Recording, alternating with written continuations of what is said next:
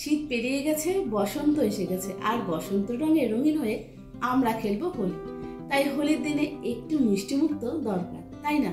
তাই হোলির দিনগুলোতে একটু মিষ্টিমুখ করার জন্য আজকে আমি তৈরি করবো একটা মিষ্টি রেসিপি। তাহলে বন্ধুরা সাথে থাকো, ভিডিওটা দেখতে থাকো, আর আমার সকল বন্ধুদেরকে জানি হ্যাপি হোলি। আজকে আমি তৈরি করব হোলি স্পেশাল গুজিয়া রেসিপি। হোলিতে তো একটু মিষ্টিমুখ করতেই হয়, তো তার জন্যই ঘরে আমরা কিভাবে খুব সিম্পলভাবে গুজিয়া বানাতে হয় সেটাই তোমাদের সাথে শেয়ার করব। চলো তাহলে রেসিপিটা শুরু করা যাক।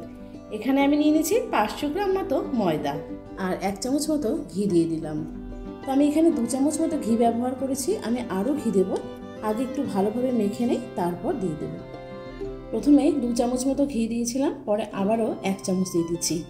ঘিটা শক্ত হয়ে আছে, তাই হাত দিয়ে এভাবে ঘি আর ময়দাকে একটু ভালো করে সময় নিয়ে কিন্তু এভাবে মেখে নিতে হবে। আর ঘিয়ের সাথে ময়দাকে একটু বেশি সময় নিয়ে মাখতে হবে, যাতে ময়দার প্রতিটি জায়গায় মানে পুরো ময়দা জুড়ে যেন ঘি লেগে থাকে। তো আমি এভাবেই কিন্তু একটু সময় নিয়ে মাখতে থাকবো। ঘি আর ময়দা একসাথে মিক্সড করেছি, আর হাতে কিন্তু এরকমভাবে যেন শক্ত হয়ে যায়, এরকম পর্যন্ত আমাদেরকে দেখতে হবে। এরপর নর্মাল যে জল আছে সেই জল দিয়ে একটু একটু করে মেখে নিতে হবে। প্রথমে কিন্তু খুব বেশি জল দেব না, অল্প অল্প জল দিয়ে আমরা মেখে নেব। গুজিয়ার জন্য ডো একদম রেডি হয়েছে, তবে খুব বেশি নরমও করিনি, খুব বেশি শক্তও করিনি। এইরকমভাবে আমি গুজিয়ার জন্য ডো রেডি করলাম। এবারে একটা থালা দিয়ে ঢেকে দেব। তো আমি এখানে একটা থালা দিয়ে ঢেকে দিলাম। এটা চাইলে কোনো কাপড়ে বেঁধে বা প্লাস্টিক দিয়েও ঢেকেও রাখা যেতে পারে। গুজিয়ার জন্য লাগছে কিছু ড্রাই ফ্রুটস। আমি এখানে আমার পছন্দ মতো ড্রাই ফ্রুটস নিয়ে নিয়েছি। তো এখানে একটা ফ্রাই প্যান বসিয়ে দিয়েছি, আর এখানে খুব সামান্য একটু ঘি দিয়ে দেব। এখানে নারকেলগুলোকে ছোট ছোট করে কেটে আমি এখানে ফ্রাই করে নিয়েছি। আর এখানে কিন্তু নারকেল, কোরানো নারকেল বা ড্রাই নারকেলও ইউজ করা যেতে পারে। তো আমার ঘরে ছিল আমাদের বাড়ির নারকেল, তাই কুচি কুচি করে কেটে এখানে দিয়েছি। ড্রাই ফ্রুটসগুলো খুব বেশি সময় লাগে না, খুব তাড়াতাড়ি ফ্রাই হয়ে যায়। ড্রাই ফ্রুটস একদম ফ্রাই হয়ে গেছে। এবারে একটা থালার মধ্যে ঢেলে রাখছি ঠান্ডা হওয়ার জন্য। এবারে ওই ফ্রাই প্যানে আর ঘি না দিয়ে আমি এখানে 1 বাটি মতো সুজি দিয়ে দিলাম। ওই 2 থেকে 3 মিনিট মতো সুজিকে একটু ভালো করে ফ্রাই করে নিতে হবে। এইদিকে খোয়া ক্ষীরটা ফ্রিজে রাখা ছিল, শক্ত হয়েছে। আর এই খোয়া ক্ষীর না ফ্রিজে না রাখা থাকলেও দোকানেও যখন নিয়ে এসেছি তখনও অনেকটা শক্ত ছিল। তো এভাবে চাকু দিয়ে একটু এইভাবে কেটে নিতে হয়।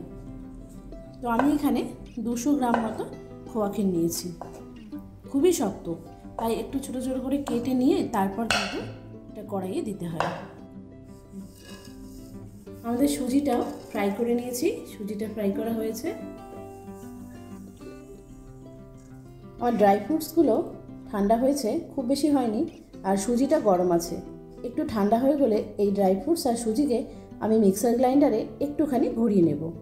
এবার আমি ফ্রাই প্যানের মধ্যে দিয়ে দিলাম খোয়া ক্ষীর।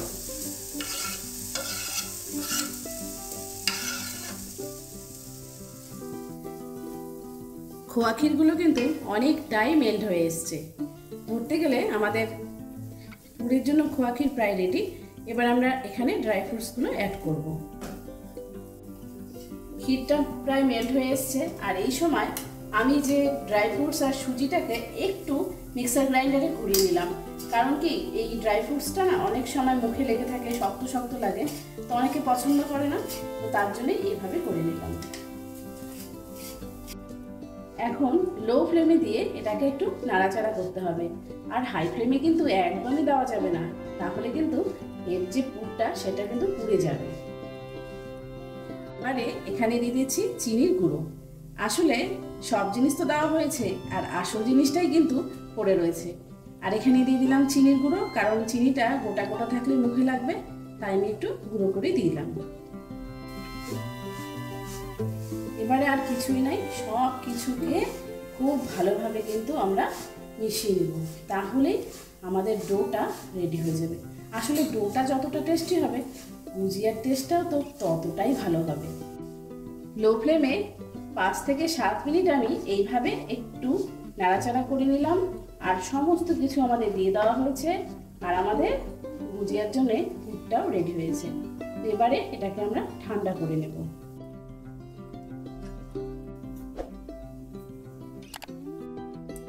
ডোটা একদমই সেট হয়ে গেছে।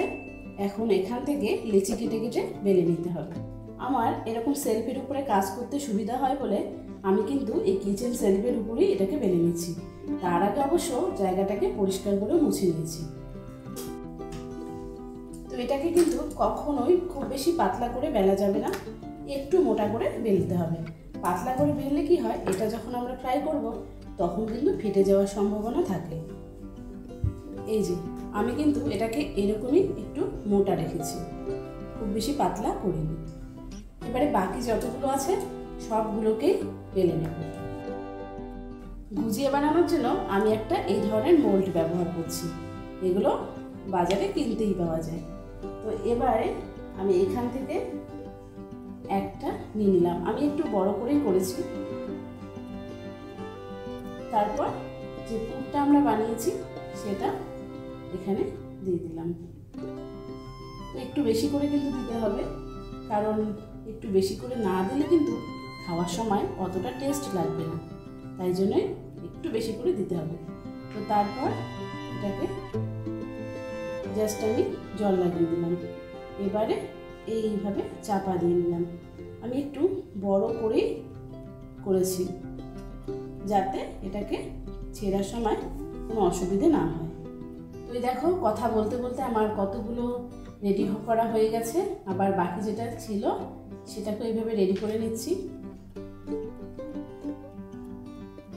তো আমি কিন্তু গুজিয়া রেডি করতে করতে এদিকে তেলটাও আমি বসিয়ে দিয়েছি, আর আমাদের তেল অলরেডি গরম হয়েছে। তবে গুজিয়া তৈরি করার সময় তেল কিন্তু খুব বেশি দিলে চলবে না। তো আমি এরকম মানে হাত দিয়ে ধরা যায়, দেখো খুব একটা গরম না, এরকম তেলেই কিন্তু গুজিয়াগুলোকে ভাজতে হবে। তো প্রথম অবস্থায় কিন্তু একদমই ওলট পালট করা যাবে না, একটু সময় দিতে হবে। এগুলো ভিতর থেকে আস্তে আস্তে ভাজা হয়ে গেলে অটোমেটিক এগুলো উল্টে যাবে। গুজিয়াগুলো একটা সাইড কিন্তু খুব ভালোভাবে হয়ে গিয়ে আর একটা সাইড কিন্তু এমনিতেই উল্টে যায়। তো তবুও আমি একটু উল্টে পাল্টে দিচ্ছি, আর দেখতেই পাচ্ছ এই দেখো যেগুলো হয়ে গেছে একটা সাইড, সেগুলো কত সুন্দরভাবে ব্যাক সাইডটাও ফুলে উঠেছে। তো এটা বানানোর সময় একটু বড় খোলামেলা জায়গা হলে ভালো হয়। তো আমি তার জন্য কিন্তু এইরকম একটা ফ্রাই প্যানে নিয়েছি। সো বন্ধুরা, হুলি স্পেশাল ক্রাঞ্চি খাস্তা গুজিয়া প্রায় আমাদের রেডি হয়েছে, আর মাত্র কিছু সময়ের অপেক্ষা, তাহলে কিন্তু আমাদের হুলি স্পেশাল গুজিয়া তৈরি হয়ে যাবে। যখন দেখবো যে দুদিকটাই একদম লাল হয়েছে আর ক্রাঞ্চি ক্রাঞ্চি ভাবটা চলে এসেছে, তখনই বুঝতে হবে গুজিয়া একদম রেডি। এবারে আমাদের গরম গরম খাস্তা গুজিয়া একদম রেডি। আমরা তো একদম গরিব উৎসবে আনন্দে কাটানোর জন্য মিষ্টির ব্যবস্থা করে নিয়েছি। তো বন্ধুরা, চাইলে তোমরাও কিন্তু এরকমভাবে গুজিয়া বানিয়ে রাখতে পারো। একটা ভালো এয়ারটাইট কন্টেনারে করে রেখে দিলে অনেক দিন পর্যন্ত ভালো থাকবে, আর বাড়িতে গেস্ট এলে তাকেও কিন্তু দিতে পারবে। তো বন্ধুরা, হুলি স্পেশাল গুজিয়া কিন্তু একদম রেডি।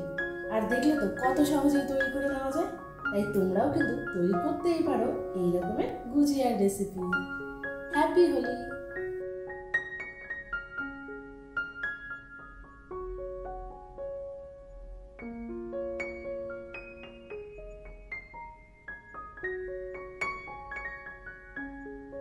তো বন্ধুরা, আমার আজকের ব্লগটা তোমাদের কেমন লাগলো অবশ্যই কিন্তু কমেন্ট করে জানিও। যদি ভালো লাগে একটা লাইক দিতে কিন্তু ভুলো না, আর বেশি ভালো লাগলে চ্যানেলটাকে সাবস্ক্রাইব করতে ভুলবে না। তো বন্ধুরা, আজকের মতো এখানেই বিদায় নিচ্ছি। দেখা হবে এর পরের ভিডিওতে। সবাই সুস্থ থেকো, ভালো থাকো, বাই বাই।